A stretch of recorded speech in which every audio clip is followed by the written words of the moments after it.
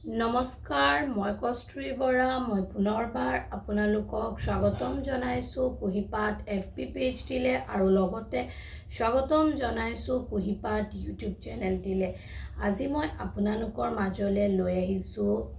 এটি ভিডিঅ' যি ভিডিঅ'ত মই আপোনালোকৰ লগত শ্বেয়াৰ কৰিবলৈ বিচাৰিছোঁ about down syndrome. Down syndrome কি বা ডাউন চিণ্ড্ৰমৰ লগত জড়িত যিসকল ল'ৰা ছোৱালী বা শিশু থাকে তেওঁলোকে কেনেধৰণৰ থেৰাপি ইউজ কৰিব লাগে বা কেনেধৰণৰ থেৰাপিয়ে তেওঁলোকক সহায় কৰে তাৰে এটা ইনফৰ্মেশ্যন শ্বেয়াৰ কৰিবলৈ মই আপোনালোকৰ মাজলৈ আহিছোঁ। একচুৱেলি ডাউন চিণ্ড্ৰমছ কি বুলি কোৱাৰ লগে লগে ফাৰ্ষ্টতে আমি জানিব লাগিব যে ডাউন চিণ্ড্ৰমছ হৈছে এটা জেনেটিক ডিজৰ্ডাৰ।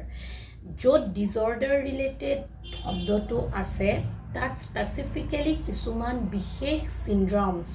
দেখা পোৱা যায়। আৰু ডাউন চিণ্ড্ৰমছ জেনেটিক ডিজৰ্ডাৰ এইকাৰণেই হয় কাৰণ এইটো যিটো ডিজৰ্ডাৰ তাত আমাৰ ক্ৰম'জমৰ পেয়াৰ্ছবোৰত এটা ক্ৰম'জম বাঢ়ি যায়। যিহেতু জিনত আমাৰ ক্ৰম'জম থাকে আৰু প্ৰত্যেকটো ক্ৰম'জমেই পেয়াৰ্ছ হিচাপে থাকে, চ' যিটো আমাৰ 21 নম্বৰ ক্ৰম'জম সেই পেয়াৰ্ছত 3টা ক্ৰম'জম হয়। চ' তাৰ কাৰণেই এই ডাউন চিণ্ড্ৰমছ ডিজৰ্ডাৰটো হোৱা বুলি ক'ব পাৰি। এতিয়া যিসকল শিশুৰ ডাউন চিণ্ড্ৰমছ থাকে সেই শিশুসকলৰ এপিয়াৰেঞ্চ বা গঠনত তেওঁলোকৰ সেই লক্ষণবোৰ ধৰা পৰে। যেনে সেই শিশুসকলৰ যি মুখৰ অৱয়ব বা ফেচ এপিয়াৰেঞ্চ সেয়া বহুত চেপেটা ধৰণৰ হয় আৰু লগতে তেওঁলোকৰ চকু ধৰক চকু দুইটা ছাইডলৈ মানে কেৰা টাইপৰ হৈ যায় আৰু ছাইডৰ ফালে বেছিকৈ ছাইডৰ ফালে দেখা যায়। লগতে এই ডাউন চিণ্ড্ৰমছৰ শিশুসকলৰ কাণ দুখনো সৰু দেখা যায় আৰু এই শিশুসকলৰ যি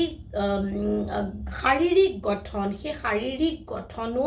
বয়স হৈ যোৱাৰ লগে লগে সৰু হৈ থাকে, সেয়া বৃদ্ধি বা বৰ্ধন নহয়। আৰু লগতে এই শিশুসকলৰ আঙুলিসমূহ হাতৰ আঙুলিসমূহ বা ভৰিৰ আঙুলিসমূহ খুব সৰু সৰু হয় গঠনাত্মক দিশৰ পৰা সৰু সৰু হয়। আৰু লগতে বহু শিশুৰ ক্ষেত্ৰত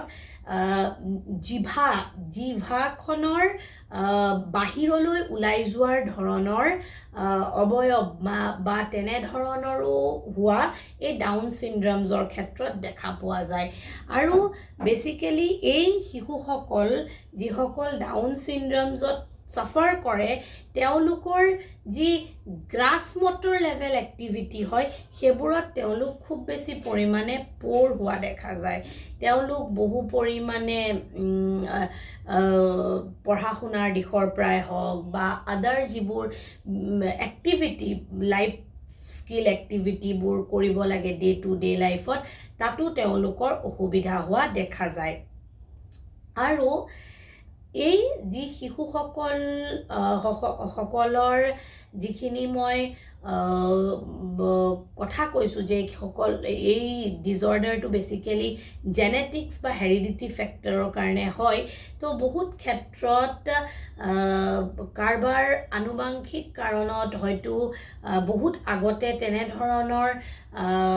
শিশু বা জেনেৰেশ্যন থাকিলেও এইটো জেনেৰেশ্যনত আহিব পাৰে বা এজন যদি ডাঙৰ শিশুজন তেনেকুৱা হয় য'ত ছেকেণ্ড বেবীৰ ক্ষেত্ৰতো এইটো আহিব পাৰে। আৰু এটা ফেক্টৰ হয় যে ক'বলৈ মানে এতিয়া ধৰক কিছুমান বস্তু আমি ৰিচাৰ্চত পাওঁ বা বহুত কিছুমান বস্তু কেতিয়াবা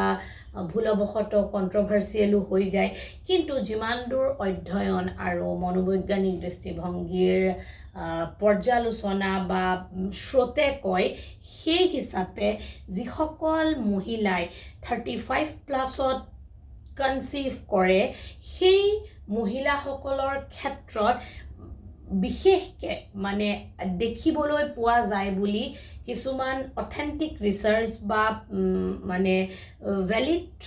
স্ৰোতে কয় আৰু লগতে এই শিশুসকলৰ যি ওজনৰ যিটো মাত্ৰা সেয়া জন্মৰ সময়ত খুব বেছি কম দেখা যায় নৰ্মেল শিশুৰো এটো কম দেখা যায় কিন্তু এই শিশুসকলৰ তাতকৈও কম দেখা যায় আৰু কমপ্লিকেশনছ কিছুমান দেখা যায় এই শিশুসকলৰ গোটেই লাইফ ষ্টাইলটোত মানে গোটেই লাইফ জাৰ্নিটোত ইমিউনিটি সিস্টেমৰ লগত জড়িত ইমিউন সিস্টেমৰ লগত জড়িত ডিসঅৰ্ডাৰ্স বা ডিফিকাল্টিজ সমূহ তেওঁলোকে ফেস কৰে লগতে তেওঁলোকৰ এয়াৰ ইনফেকশন মানে কাণৰ লগত তেওঁলোকৰ ইনফেকশনবোৰ খুব বেছি পৰিমাণে জড়িত হোৱা বা ইনফেক্টেড হোৱা দেখা যায় যদিও বা হেৰিডিটি বা ক্ৰমোজম ইয়াৰ one of the most vital reason বুলি মই কৈছো বা আমি পাওঁ তথাপিও বহুত ক্ষেত্ৰত বহুত সাইন্টিফিক ৰিচাৰ্চ বা সাইকোলজিক্যাল এস্পেক্টছৰ পৰা তাক আমি 100% বুলি দাবী কৰিব নোৱাৰো কাৰণ বহুত ধৰণৰ ফেক্টৰছৰ ওপৰত আজিও ষ্টিল ষ্টাডি কৰি আছে এই ডাউন চিনড্ৰমছৰ লগত এতিয়া মই বেসিক্যালি আহি গলো এই ধৰণৰ শিশুসকলৰ থেৰাপিউটিক যেটো মানে কি কয় যি আমি তেওঁলোকক ট্ৰিটমেন্ট প্ৰিকশনছ বা প্ৰটেকশনছ প্ৰভাইড কৰো এতিয়া একচুয়ালি কিছুমান ডিসঅৰ্ডাৰ বা এনেকুৱা ধৰণৰ সিনড্ৰম ৰিলেটেড ডিসঅৰ্ডাৰ আমি কেতিয়াও কিউৰ হৈ যায় বুলি ক'ব নোৱাৰো বা কেতিয়াও এবোৰ সম্পূৰ্ণৰূপে ঠিক হয় বুলি ক'ব নোৱাৰো ফাৰ্স্ট অফ অল যিকোনো ধৰণৰ এনে ধৰণৰ সিভিয়াৰ বা ক্ৰিটিক্যাল ডিসঅৰ্ডাৰ্স সমূহ আমি